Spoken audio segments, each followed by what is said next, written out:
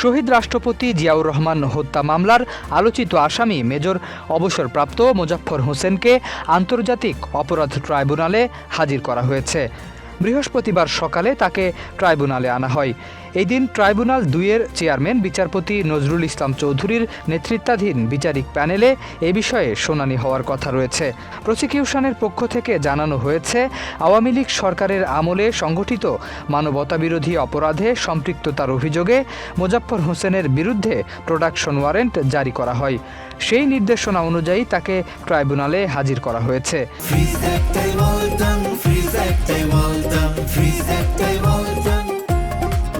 এ মামলায় তাকে গ্রেফতার দেখানো এবং জিজ্ঞাসাবাদের অনুমতি চেয়ে আবেদন করবে প্রসিকিউশন। এর আগে গত ২১ জুলাই মোজাফফর হোসেনের বিরুদ্ধে প্রোডাকশন ওয়ারেন্ট জারির আবেদন করা হয়। উল্লেখ্য, প্রায় ৪৫ বছর পলাতক থাকার পর গত ১৫ জুলাই রাতে রাজধানীর বনানীর একটি বাসা থেকে তাকে গ্রেফতার করা হয়। পরদিন তাকে ঢাকা সেনানিবাসের মিলিটারি পুলিশের কাছে হস্তান্তর করা হয়।